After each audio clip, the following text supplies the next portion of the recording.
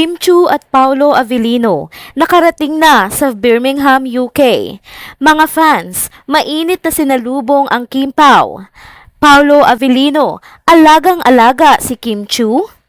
Kim Pao, naging subject ng tarot reading. Ano kaya ang resulta nito? Tara, pag-usapan natin.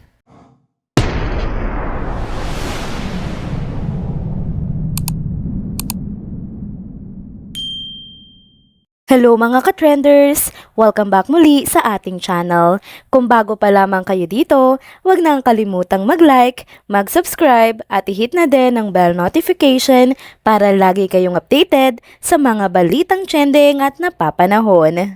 Nakarating na sa wakas sina Kim Chiu at Paolo Avellino matapos nga ang mahabang biyahe na umabot ng 19 hours at 15 minutes papuntang Birmingham, UK. Pinasaya ng masiglang pagtanggap ng mga fans ang Kim Pao sa airport pagdating pa lamang nila sa UK. Kitang-kita talaga ang buong puso nilang pagsuporta sa Kim Pao at nagbigay pa nga ang mga ito ng bulaklak sa ating napakagandang Chinita Princess. Sa isang panayam naman, ipinahayag ni na Kim at Paolo ang kanilang labis na excitement para sa darating na event at handang-handa na di umano sila na magbigay ng kasiyahan at magpakilig sa kanilang mga tagahanga. Lubos din nilang pinasalamatan ng kanilang mga tagahanga na sumunod pa sa kanila hanggang sa UK. Isa rin ngang maituturing na memorable na pagkakataon para sa kanilang dalawa, kay Kim Chiu at kay Paolo Avellino, ang kanilang unang pagbisita sa Birmingham. Damang-dama talaga ang excitement dahil nga magkasama sila sa first time na pagbisita nila dito.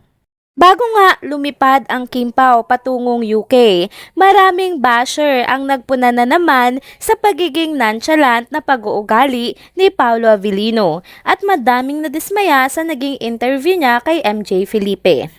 Sinasabi nilang hindi raw sapat ang pagpapapansin niya kay Kim at hindi rin daw ito sweet sa dalaga dahil iniiwan daw nito ito sa paglalakad at hindi tumutulong sa mga dalang bagahe ni Kim Chiu. Agad namang sinagot ng mga taga-suporta ng Kim Pao ang mga paratang na ito sa pamamagitan din ng mga videos na pasikreto ngang nakuha at ito nga ay nagpapakita kung gaano kabait at kaalalay si Paolo kay Kim. Napansin sa mga ebidensya na ang pag-unad sa paglalakad ni Paolo ay upang maserbisyohan nga at matulungan si Kim sa pagdadala ng mga bagahay nito at lagi niya nga tinitiyak na nasa likod lang niya si Kim. Lingon siya ng lingon at talagang gusto niya laging make sure na si Kim Chiu nasa likod niya lang. Patuloy pa rin niyang inalalayan ang dalaga at naging opisyal nga na taga-picture na naman o photographer si Paolo Avellino ni Kim Chiu. Kitang-kita sa kanilang mga IG stories na na-post kung gaano nga nila ine-enjoy ang isa't isa at mukhang masaya naman at komportable sila sa isa't isa. Napansin din ng maraming netizens ang kanilang mga ngiting tila nga nagpapahiwatig ng pagiging in love. Isa pang napansin nga nila ay ang isang group photo na kung saan wala ang Kim Pao kaya iniisip ng mga fans na marahil nga ay nagkaroon din sila ng moment doon at nasolo ang isa't isa. At mga ka-trenders, meron nga po pala akong isi-share na napaka-interesting na update patungkol sa Kim Pao. Per request nga po ng mga fans ay nagkaroon ng tarot reading ang YouTube handler na si Kitty Fairy Tarot para kay Kim Chiu at Paolo Avellino. Ito nga ay nagpapakita ng mga sumusunod. Ang isa nga sa mga cards na lumabas ay Ace of Cups. Sabi, ito daw ay sumisimbolo ng bagong simula sa pag-ibig at emosyonal na kasiyahan. Ipinapakita din ito na nag-uumpisa na yung dalawa sa isang bagong yugto ng kanilang pagtitinginan. Isa pa ngang cards na lumabas ay ang Two of Cups. Nagpapahiwatig daw ito ng magandang partnership at harmony sa kanilang ugnayan. Ito daw di umano ay tanda ng pagkakaroon ng malalim na pagkakaunawaan at pagkakaisa sa kanilang relasyon. Isa pang ang card na lumabas ay The Lovers. Isang malakas na card na nagpapakita ng pag-ibig, pagkakaroon ng malalim na koneksyon at pagiging soulmates. Ipinapakita din ito na ang kanilang ugnayan ay may potensyal na maging matibay at makapagtaguyod ng pag-unlad sa kanilang personal na buhay. Isa pang card sa lumabas ay ang Ten of Pentacles. Sumisimbolo daw ito ng matagumpay na partnership at pagkakaroon ng matatag na pundasyon sa hinaharap. Ipinapakita nito ang posibilidad na magtagumpay ang buhay pamilya o pangmatagalang pagsasama. Nakita din sa tarot reading na ito kung gaano nga kalalim ang admiration ni Paolo Avellino kay Kim Chiu at kung gaano ito kawiling magbago para sa dalaga.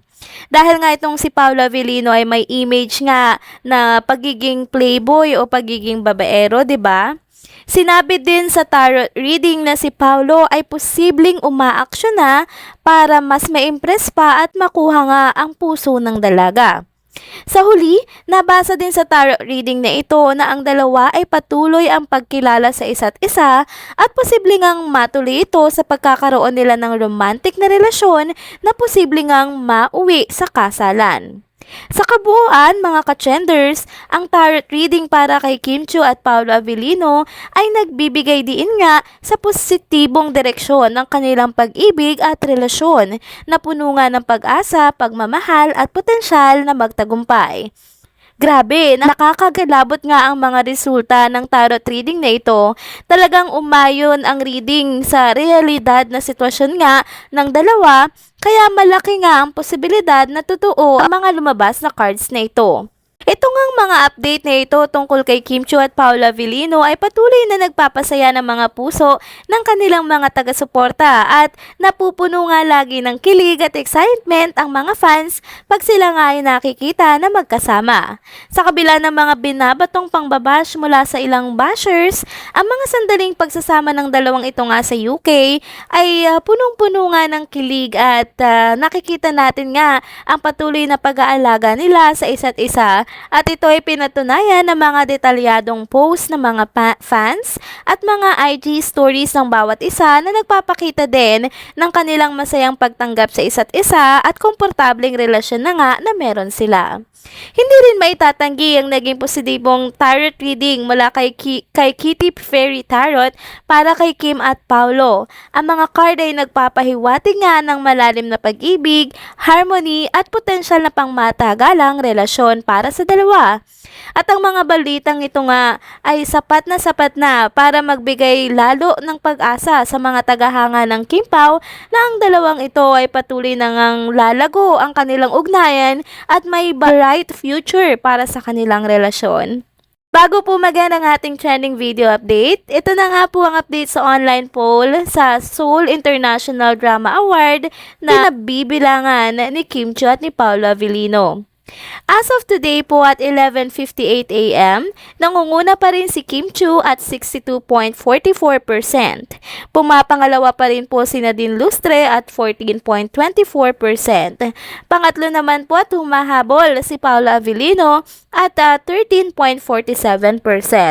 At pang-fourth po si Rian Ramos, pang-lima naman po si Krisha Viaje. Patuloy po natin silang suportahan mga ka-trenders at ka-Kim Pao dahil malapit na pong matapos ang botohan. Sa July 14 na po kung hindi ako nagkakamali. Tara po at atin pong panalunin si Kim Chiu at Paolo Avellino para meron naman silang pagsasamahan na awarding sa Korea. And that is it mga ka-trenders. Dito na po muna nagtatapos ang ating isa na namang trending video update. Salamat po sa inyong pagsubaybay at pagsama sa akin hanggang sa dulo ng video na ito. Pero bago po kayo umalis, huwag niyo pong kalimutang mag-like, mag-subscribe at i-hit na din ang bell notification para lagi kayong updated sa mga balitang trending at napapanahon. See you on my next one. Paalam!